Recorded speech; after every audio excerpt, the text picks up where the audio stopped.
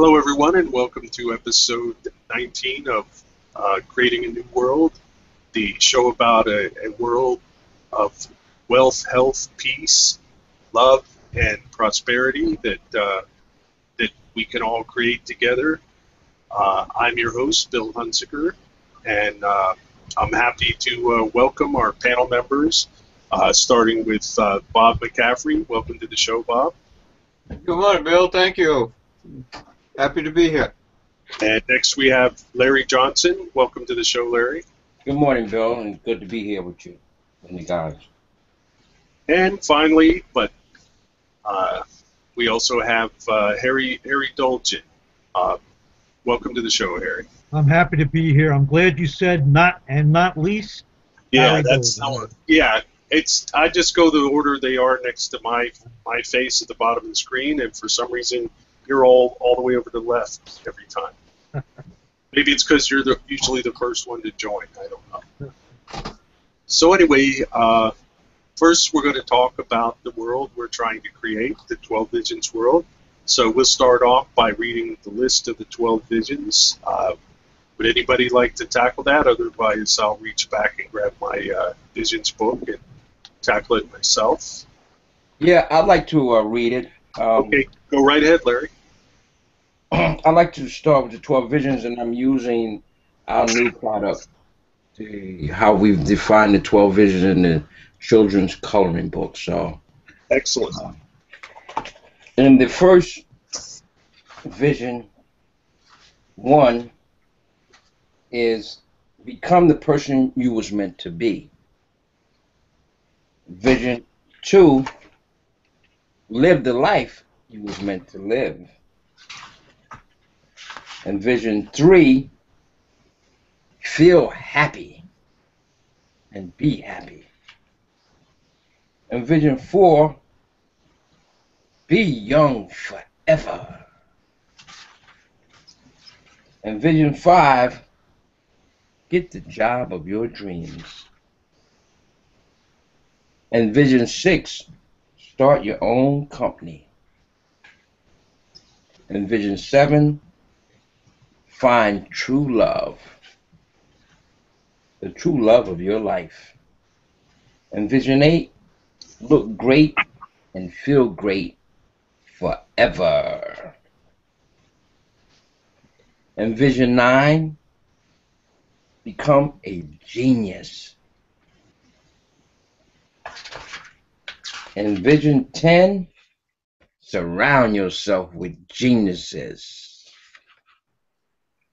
And vision 11, become rich, wealthy. And vision 12, enjoy perfect physical and mental health. And those are the 12 visions from the 12 Visions world. Thank you, Bill. Yeah. Thank you, Larry. Excellent. Excellent. Okay, today we're going to talk about religion and what religion will look like in the 12 Visions world. Basically, I think, from my perspective, religion will pretty much become a private thing for those who choose to continue to have a belief. The difference being that, unlike today, won't be able to use initiatory force to persuade other people to become part of your belief. You won't be able to use coercion, deception, which is unfortunately what a lot of the all the TV preachers, that's what they use to bring in followers. Is they use deception and coercion, and also you won't be able to start teaching a child about your belief excuse me, at a very early age before they're able to understand and be able to decide for themselves what they want, what they want to do in the world and what they want to believe. So basically, religion will, for me, to to conclude, religion will just be a private thing, and it won't have the impact on society that it does today. And once a lot of people get into neothink and and become self-leaders, I think they will choose not to have a belief, not to be part of a religion. But everyone will have the ability to choose for themselves, as long as in the expression of their belief they don't use initiatory force. Wow, great. This is a subject that is really it has to be looked at with the prime law as the leading law of the land. And the reason why I say that is that people living under the prime law and the 12 vision law will have the right to believe whatever they want to believe. And when you talk about true freedom, that allow people, those people who are moving and creating the 12 visions world, they will begin to see that through the new mentality that Mark Hamilton has identified, that new mentality of understanding that you control, you create everything in your life. When you start to understand that, then those kind of higher authorities or outside influences that has made you look at these different illusions that we got, even though there will be people who still want to believe what they want, and the prime law allows that. But I think in order to move into that next mentality, either you got to be changing with the times and you have to be moving forward. But if those who want to stay stuck and those who want to believe, say in religion, then they have that right to do that under the prime law. But at the same time, you will see that society is moving into a whole, we went from the bicameral mentality, human consciousness, to the neothink mentality, okay, which has been identified as the next mentality of man. So you can't be riding a dinosaur where people are driving Mercedes at 300 miles an hour. You ain't going to be able to ride into that future, holding on to things that you think are outside of you, or you think that there's something outside of you that's going to give you what you want. And when you really look at even religion in terms of the preachings of, say, Jesus, you understand, where he talked about, look within. He spoke in parables, but he said, look within. You understand, of yourself. And I think a lot of times people give credit to something outside of themselves for the creation. And whether they're rich, wealthy, or poor, they always never understand that they think it's an outside influence that is giving them what they want. And that's the crux of the matter in the country. And that's why a lot of people will look at you and say, well, yeah, but look at you. Because you believe that you're poor. Yeah? Well, you know that at the same time, you can also look at that and create something from scratch that you want. And that's the true freedom that the prime law gives. To believe whatever you want to believe. If you want to hold on to the vestiges of that, then you have the right to. The prime law brings real freedom, move the country into a new dimension. And the only role of the government is to provide the conditions that allow individuals to have that true freedom without being regulated at any level. Well said. Well said. I don't know really where I stand, guys. Excuse me, Harry, I apologize. Yeah, it's okay. I just wanted to welcome Carrie Hatfield, who's watching the show, and thank you for finding us despite the fact that we had technical difficulties getting started this morning. We greatly appreciate it. All right, go ahead, Harry. No. It was well said, Larry. I mean, I don't really know where I stand on the subject of religion. You're playing around with people's sensibilities. You got to be very careful nowadays in this world. I'm pretty much somebody that agrees with you. Don't look towards external authority. Don't look at anything outside of yourself to get you the things that you want in your life. It has to come from within. I'm a strong believer in that. But I'm born Jewish, and I'll tell you, my wife is religious. She believes in going to temple. I go with her on high holy days, and I'm looking at the people, and I'm saying to myself, what are they doing? It seems like they're robots. They're throwing themselves at something that you can't even see, but you feel it. And I do it just to appease her. But like I said, I really don't know where I stand with this. You just got to be very careful with people's emotions and sensibilities. Well, you know, Harry, the thing is, and that's a good point you bring up. The thing is, the problem is people are always trying to change other people. And what we have to do is work on ourselves. Mm-hmm. Okay? That's the key to change who we are. Yeah. To affect other people. And and you doing that. You know, the problem is everybody's running around trying to tell people what they believe and what they should be. No, you should concentrate on who you are. Because you're in that situation, it's about you understanding who you are and being and getting a better understanding of what you want to be, which is a Neil thing, and not even that's what you want to believe. That's freedom.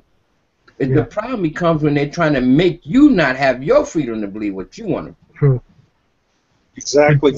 Good point. And another way to look at that is a self-leader is not interested in telling other people what to do. What they do is they provide an example by doing and being what they believe in. And, and therefore showing that doing and being whatever that is positive and beneficial to be, and that allows other people to, evaluate it and decide if that would be positive and beneficial for them. Yeah. Something to think about. Yes. Okay, do you have anything to add, Bob? Otherwise, we'll move on. Yeah, I was just thinking an incident happened last week. I was outside cleaning up my lawn a little bit, and somebody come by and stopped, and I introduced him to our 12 business party. And he happens to be a very religious person, and it was interesting. And the Christian religion he belongs to, and he believes that you have to believe in Jesus Christ. If you don't believe in Jesus Christ, you don't believe in religion at all. And basically, bottom line, what he was saying is, there's no other religion besides believing in the Christian religion and Jesus Christ. And I said, tried to explain to him, my opinion, the superior being that created this world, assuming there is a superior being, he did not create one religion to say that it's better than any other religion. People have their own religions and they have their own feelings, and they have the right to make their own choices. And I can't believe that any superior being would set it up where there's only one right way, and that's the only way you can do it. And this is what I tried to put across to him. And right away, I'm a sinner, I'm going to go to hell, and that type of thing. So, we didn't go any further with that, but I just thought it was interesting. And, yeah, part of the problem, like Harry said, I believe that we are created in God's image in a way that makes us gods, and we have the right to create our own lifestyle and our life and whatever we want to create. And I kind of live by that, and do unto others as you would have them do unto you. Yeah. And, I believe in that, and so far I think it's working for me. Interesting story. Yeah, what I was going to say, and I apologize for interrupting you, Bob. It sounded like you were done. Is that when you tell people, children something before they're old enough to understand and evaluate what you're saying, Mm-hmm. it becomes something that they don't question. And that's why you have adults who go around and just parrot what they were taught as children. If you don't believe in Jesus, you're going to be punished, you're a sinner, so on. It just, it bypasses their consciousness, basically. Right. It's just an automatic response that they were taught before they were able to evaluate what they were being told. I had another point, but it escapes my mind. Does anyone else have anything to add to that topic? Otherwise, we'll move on to the next. Do we have time to discuss it further, Bill? Yes, we do. We have about 5 more minutes. Yeah, I just want to say that, I want to keep bringing up about real freedom, and what is that? Because a lot of people think real freedom would bring chaos. Just the opposite would happen. Okay, the chaos right now that you see is people trying to control other people. Okay, that's what's creating the chaos. The calmness comes when the prime law comes in and provide the protection where people can believe whatever they want to believe. Mm-hmm. Okay, the problem is we're dealing now in these illusions that's created by all of us. We're trying to get past that. Okay, and those illusions, whether they're in higher authority, whether they come from regulations, you understand, that really traps you, into whatever you're trapped in the society in. So you're almost like in a rut. And when you start to really listen to other people after you done start to move toward a neo-think mentality, they sound primitive to me.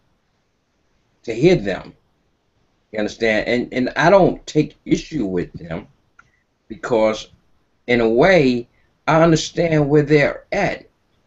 It's not no use to really try to argue with somebody about that.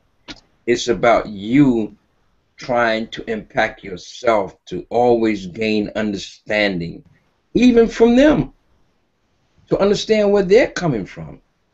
You understand? Because most people are sincere. They've been taught to believe what they believe. And you, after being here on the planet for a minute, and they've just been around for thousands of years, not going to change each one of them overnight. But the prime law will allow that which works, that which moves society forward, to flourish. And so you have to let people's religions be what it is. If you really look around, there's always been something opposite of what we believe in. Is extending human consciousness and extending life extension. If you look at society, is moving in that direction, and if you look at all the incidents that happen, it's always ending life. If you look at all the recent incidents, and I don't want to get into each one of them, but they're always about ending life. Right. Okay. Right. And we're about extending life forever. Okay. And whatever it does to save human consciousness and human life, you understand? That's our mission. That is part of one of the puzzles that we as neo-think people look at, is that life should be able to live and flourish and be happy and be prosperous. That's what we look at. Anything that stops that, anything that ends human life, you understand? And if you look at all these incidents and see the difference, is a neo-think person can put those puzzles together. When you start to look at the incident, what it's connected to, most people can't do that, because now you're a neo-think person who understand how to puzzle build. how to integrate knowledge. You understand? And say, well, look what this person come out of. And look how they end. This life is ending, because where you see it right now is, oh yeah, a certain amount of people just got killed today, whether it was in a church, in a theater, wherever it was, and then they say, oh, okay, and the Yankees going to the Yankees. It's like that's almost it's accepted, but it's unnatural. Yeah. Yeah. Plus, there's a disjoint there, a disconnection. You know, they present this, oh, some people got killed. Oh, let's move on to the Yankees, and therefore there's a disconnection to to the situation. The point I was thinking of earlier was, if you're truly honest with yourself and you perceive reality without distortions or illusions, you see that what's beneficial for you is also beneficial for the people around you. Good point. And therefore, when you act, you just do what you see is beneficial for you, and once other people see that it's benefiting you, and also that it's something that benefits them too, they'll be interested in doing the same things that you are doing. Right. That's part of what I was trying to say earlier. Yeah, that's a good point. Yeah. About working on yourself. When we work on ourselves as Neil Think members, you're not only changing you're changing everybody that's around you. And more people get to see this, going to want more information on how they can change, because what we are taught through these illusions is that you can wait for something later on to get you where you want to go, and then you ain't here, and that's an illusion. You're not here, you're gone. And we can look at that in so many examples of people who believed in that and taking the religion to the point where to their demise. I remember going to my aunt's, growing up as a little boy and looking at them in the religious church, and the whole thing, especially in our thing, was looking at them can't wait to get to heaven. And they praying and crying and crying and crying, and then it almost get where you watch everybody in your family, your aunt, your father, your mother, all come to their demise. Because that's where they're hoping to be. That something outside of them is going to get them later on. The only thing about that is this, that I believe. In the universe, there is no life ever gets lost. Every person who physically leaves here, the I-ness, the essence of who they are, it can never get lost in the universe. That they change the form of who they are, but that person is never lost. The universe will not let that happen. I'd love that. I hope that happens. It's interesting. You hear people say immortality is impossible and it could never happen. And I was just happened to come across an article that while I was at work on a computer. Went on to the internet, and there was an article on there, and it's talking about a jellyfish. And a jellyfish, this particular type of jellyfish, goes through its life cycle. At the end of its life cycle, where normally we would die, it just recreates itself into the infant being again, or the infant jellyfish again, and starts its life all over again. And it just continues on and on and on. It goes on forever. And there's a simple little thing that shows that it can be done, and it is done. And then people don't even want to open their minds to the possibility that it could happen. Right. The only thing is you only got one physical life. Yeah. Yeah. Yep. We all agree about that. Yep. And unfortunately, the I-ness is created by your brain. And when your brain stops functioning, the I-ness goes with it, unless there's some way to record it in another medium other than your brain. Now, we don't have that technology, but it could still exist in the universe. Exactly. Other conscious beings, more advanced than we are, may have that technology.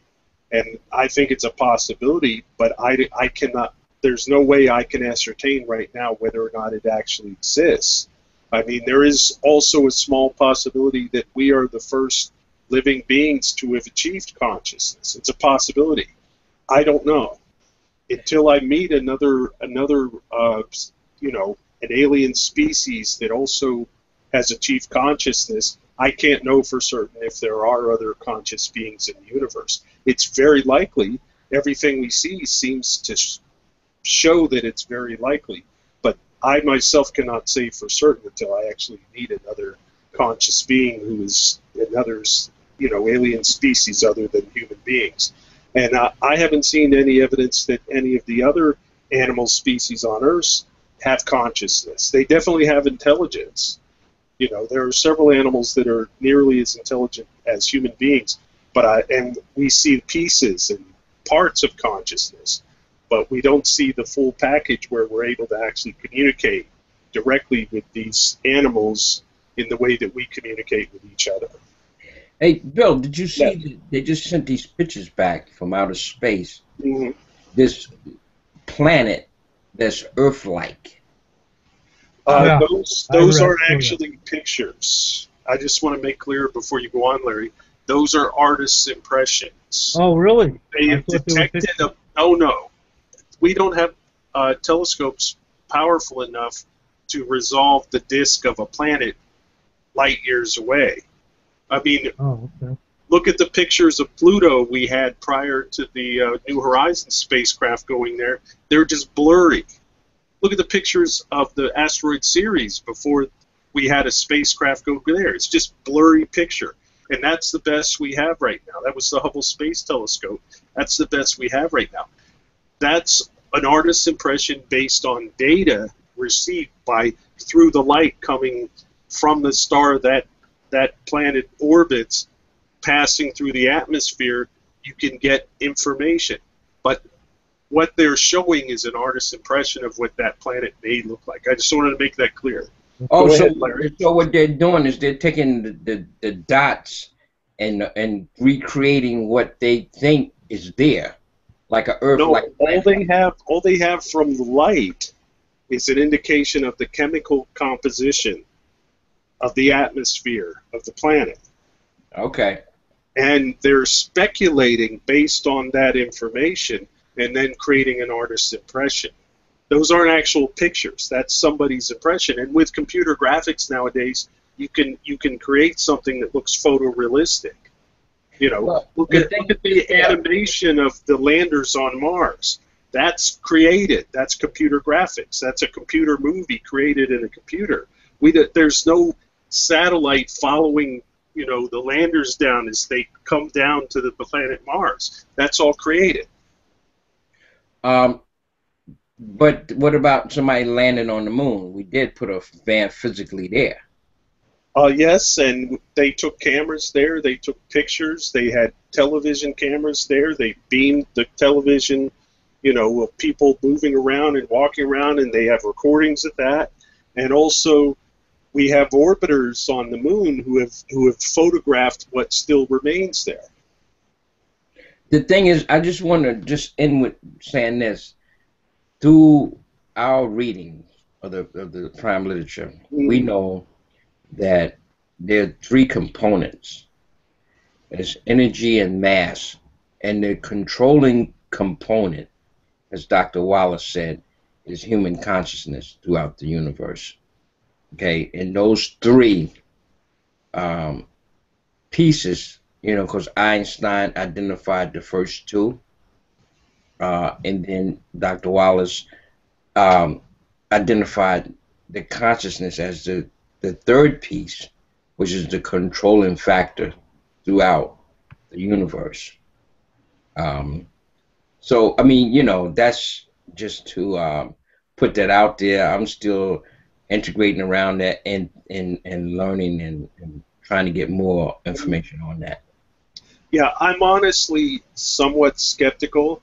I see that as a very high probability, but there's also a small probability, as I said before, that we human beings on Earth are the first species in the universe to have achieved consciousness.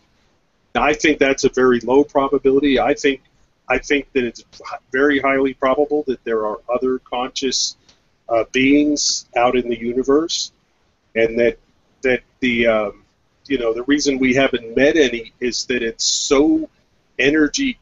It takes so much energy to travel from one star to another that it's very difficult unless some way is found to reduce the energy required, which we haven't discovered yet, but it's a possibility.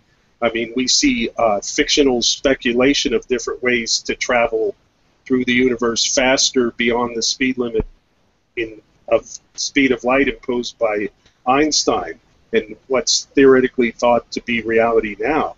But until I actually meet another conscious being that's not a human being that was, born on Earth or born from people born on Earth, then I will not consider it a certainty that there are conscious beings out there. Just a very, very high probability. Where's the proof?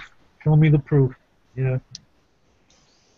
And I think that's a very important part of what we were discussing because in NeoThink we talk about the idea, and again, this is speculation based on the high probability that there are other conscious beings, but the idea that the universe we live in was created by a conscious being. I think it's us. I think they're just more advanced. They're the same as me and you. There's nothing mystical or nothing that make them any different than us. It's just that they're more advanced throughout the universe. I mean, it hasn't been proven yet, and it has not been seen evidence, but that's what. That's why you think about things through thinking that eventually, through proof, give you the evidence of what you believe in or not believe in. Mm-hmm. And to tie that back in with the topic we've been discussing, the difference between what we're talking about, a conscious being, with more technology, a higher amount of more knowledge, more technology, and what most religious people refer to as God, is that the God that they refer to is a supernatural being, that has no connection with reality, can circumvent the physical laws of reality. Whereas what we talk about is a conscious being who has much higher technology, but still cannot circumvent the laws, the physical laws of reality. Mm-hmm. But it only knows ways to use energy and matter that we don't know. Right. Fascinating topic. Consciousness in outer space.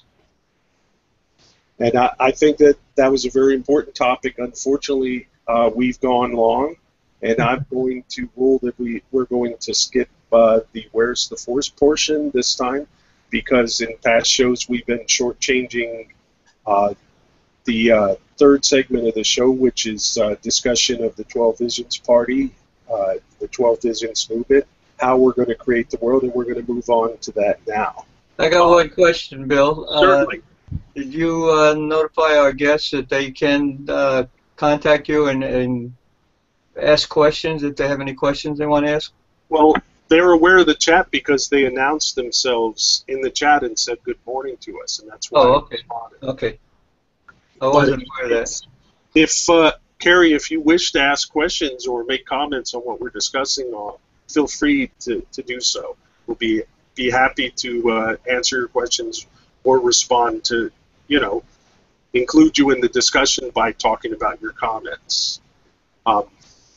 So, like I said, we're going to move on to the next segment, which is the 12 Visions movement, and we've been discussing the 12 Visions Party national platform, and now we're going to work on the next section, which is on page 26. We're still working our way through the split run section of the platform, and the next section we're going to cover is titled Investments. Who would like to go ahead and read that short section, and then we can discuss it? I'll go ahead and do it if no one else does. No problem. Bill, what chapter is that? That's we're in the split run portion of the platform, and we're on page 26, and we're in the section titled Investments, which is about 2/3 the way down page 26. Okay. Okay. Okay. And I just want to say that Kerry responded and said he didn't have any questions. He was just enjoying listening to us. So thank you very much, Kerry. Thanks, Kerry. Thanks for being here, Kerry. Okay. Companies, jobs, construction, housing boom in tax-free Hamilton, America. So stocks and real estate values go up.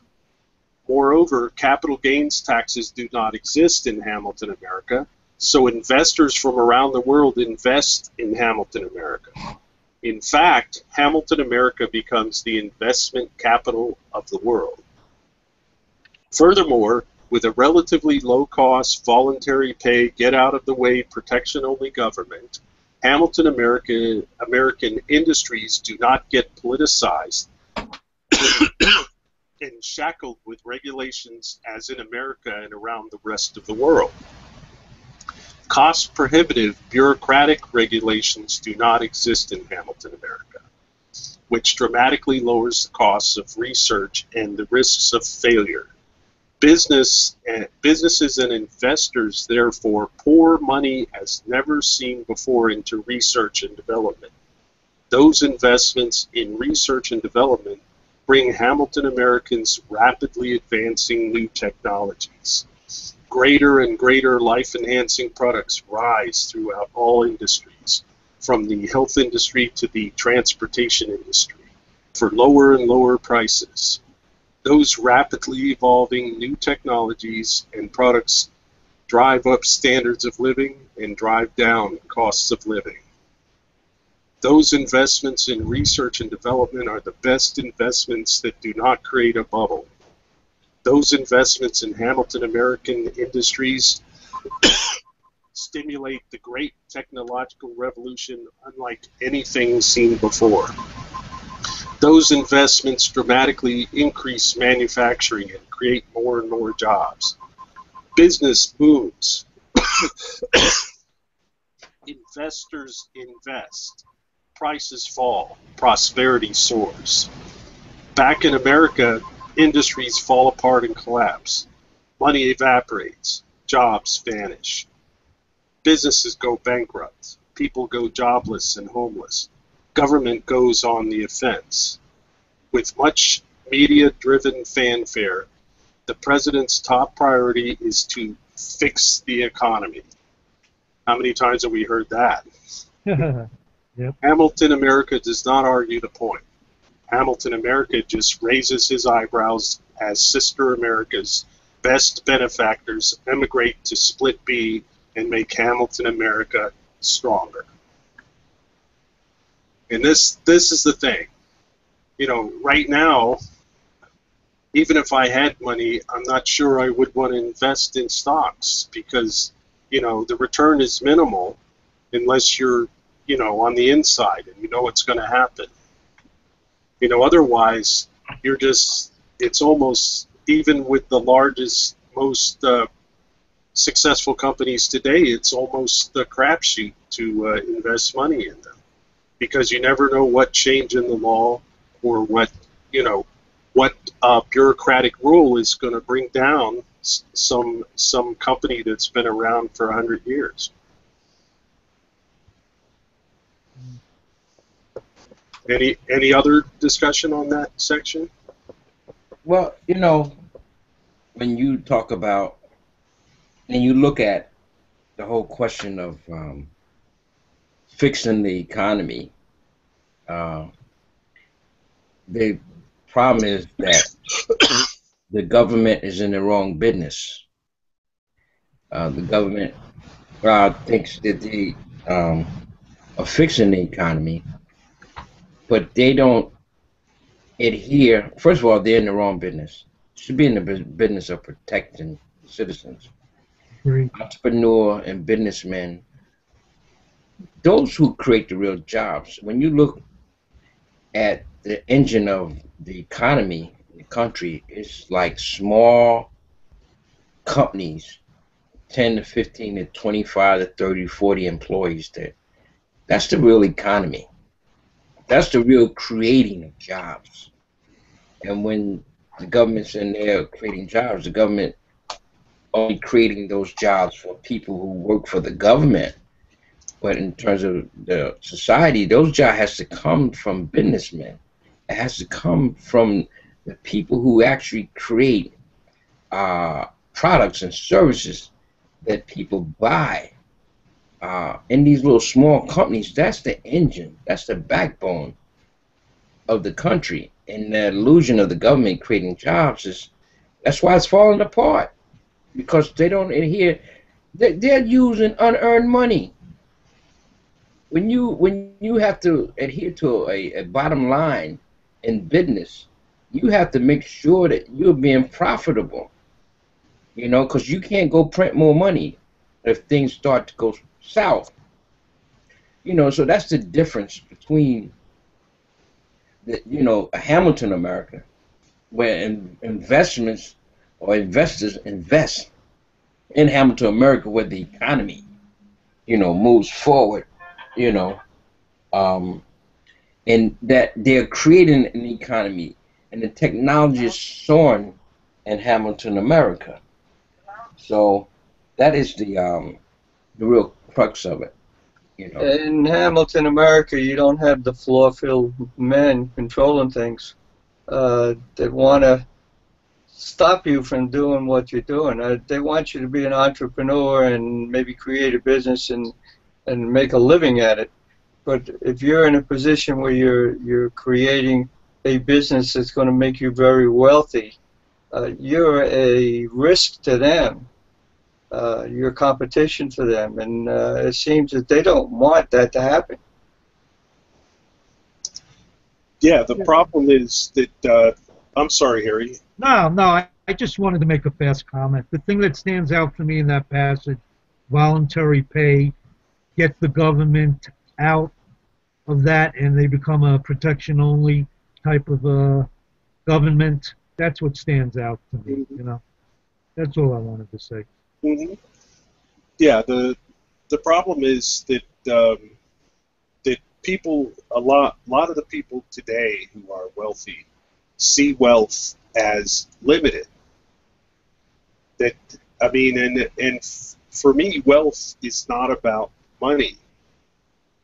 Money is just a medium of exchange. It's a convenient way to. The real thing is value, not money. And money is just a convenient way to exchange value. Yeah. And value is unlimited because it can be created. Any of us can create something new, something valuable, an idea, a way to manufacture something, a way to do something better, a way to communicate better. Any of us can create that. So value is unlimited. And money, it doesn't matter, because all money is a convenient way to exchange value. You can exchange value for value. Although, and another thing is we talk about the free market, but we don't have a free market. We haven't had a free market. I don't think a free market has existed in the world since before the first city-states appeared way back in ancient history. Because as soon as other people decided that they knew what was best for everyone else and started controlling things, either through government or through trade guilds or through anything, then you no longer have a free market. Because to me, a free market is the voluntary interaction of billions of individuals, not some centralized authority controlling things. So, if, you know, we don't have that. And nowadays, when something goes wrong, when we have a downturn, when we have a recession, when we have something, the immediate response is to say, oh, the free market is failing. We need no more government regulation. No, we need less. We need people to be able to interact freely and exchange value freely. That's the whole thing. That's what a market is, the exchange of value. That's all it is. That's all it's ever been. You know, if you you know, you go to your neighbor and you say, you know, I'll do this for you if you do this for me. That's an exchange of value. The problem is nowadays the focus is on money, not on value. Yeah, you know, the thing is, when you create something of value, money becomes a result of that. And the market dictate how demanding it could be. A guy watched houses burn down or catch fire in factories, and he came up with the idea of a smoke detector. Whoever created that, you understand, they weren't looking at money, they was looking at saving lives. They was looking at creating a value, and the money becomes a result of that value. And I think when you look at how you can create value, some people become wealthy. Mm-hmm. Based on the value that they've created. But unfortunately, in the world today, that's distorted because, you know, anytime you bring in money, some representative of the government is standing there with their hand out to take their cut. Anytime money exchanges hands, anytime, whether it's a purchase, whether it's an investment, whether it's an inheritance, no matter what the reason, whether it's a gift, we have a gift tax. It's insane. Every time money exchanges hands, there's a representative of the government standing there with their hand out for their cut. Well, you know, I remember when any movie you ever watched growing up was always where the guy would ride up on a horse and the farmer who had harvested the land and had an abundance of stuff that he accumulated based on his effort, they would come in and say the king needs half of your cows and half of your crop and half of whatever. And so they would, that's society going forward, is always taking unearned value from people. And that's how they operate. They're operating off unearned money. Mm-hmm. Yeah.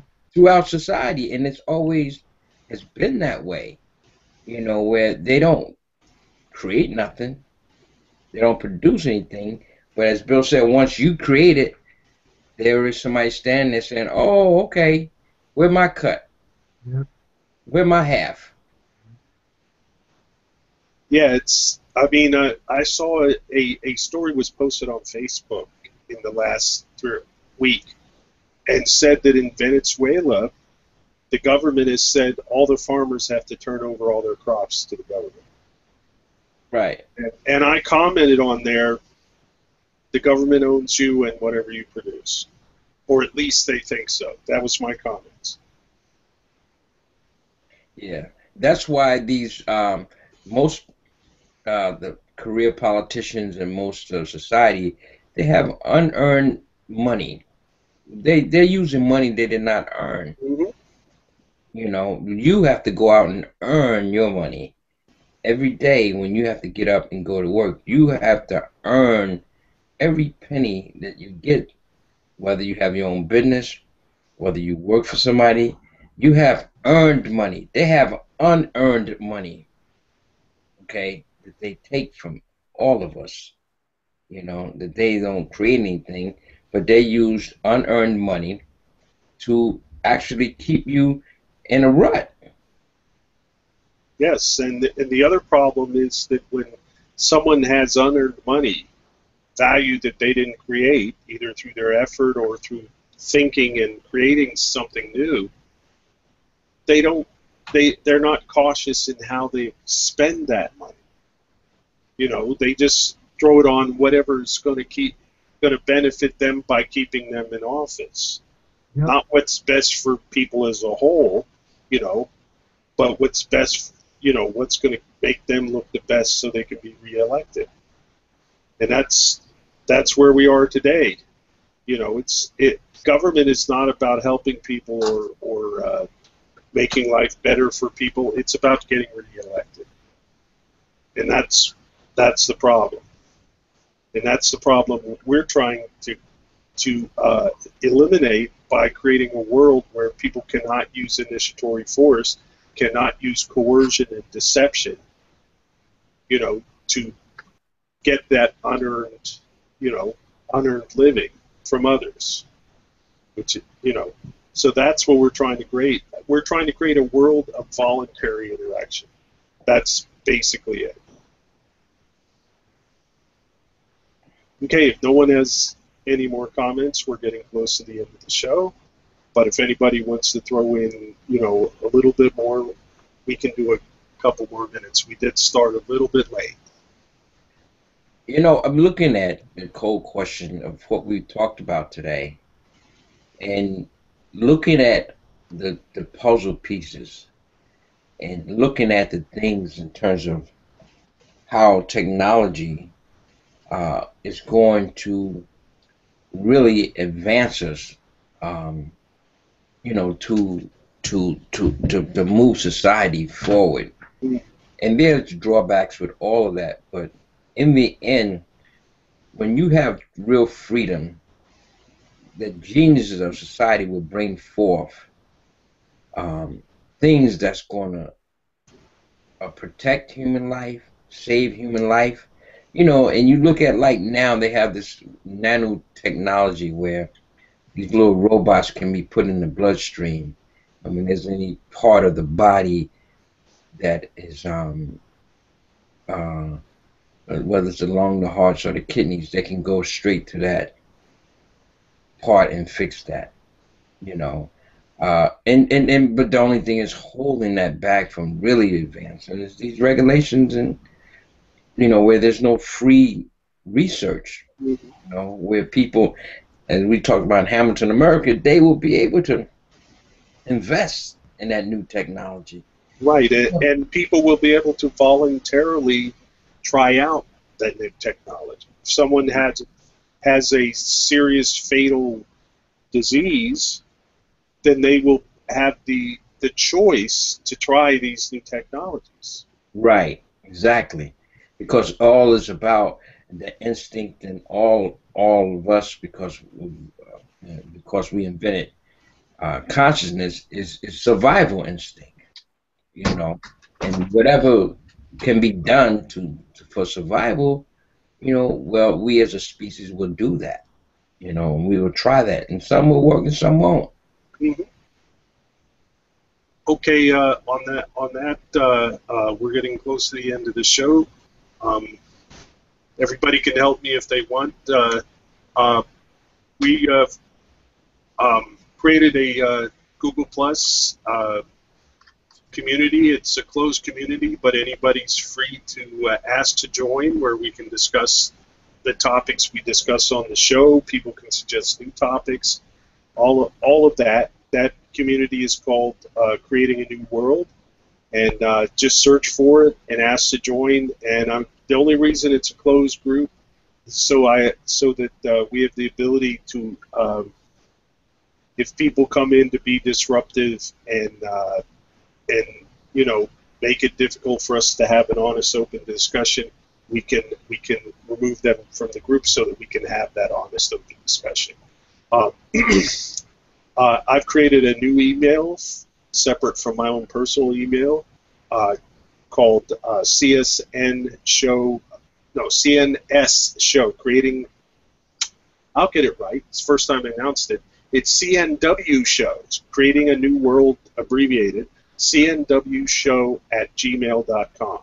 So if you don't want to comment directly on the show, or you you don't want to go to the group and discuss with everybody, feel free to send an email, and I'll be glad to respond to any comments or questions you have there. If you feel what we're doing is a value that you appreciate, you can respond by exchanging value for it. Go to the site patreon.com. That's spelled Patreon. Patreon.com / creating a new world, and you can pledge to pledge as little as $1 an episode to support the show. Help us upgrade our equipment. Help us be able to continue bringing this show to you. Also, feel free to go to any of the pages on Facebook or Google Plus for the state you're in. That way you can contact the people who are organizing the 12 Visions movement through the 12 Visions Party in your state. The one for New Jersey, there's a 12 Visions Party of New Jersey page on Facebook. There's also a 12 Visions Party of New Jersey community on Google Plus, where you can go and talk about the show, talk about, because the bottom line is we can create this world together. And the more people who want to create this world, the more likely we're going to be able to create it.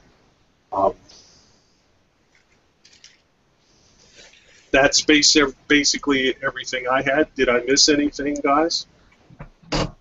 No, I think so. Excellent show, Bill. Excellent show. I just got to say, I'm on the panel. I'm supposed to participate, but I got so involved in listening to everybody's integrations, Larry, you, and Bob, that I didn't even know what I wanted to say. It was so stimulating and absorbing. Thank you. Thank you, Harry. Okay. That means you're ahead of us, Harry. I don't know about that, but let me tell you, it was a lot of fun.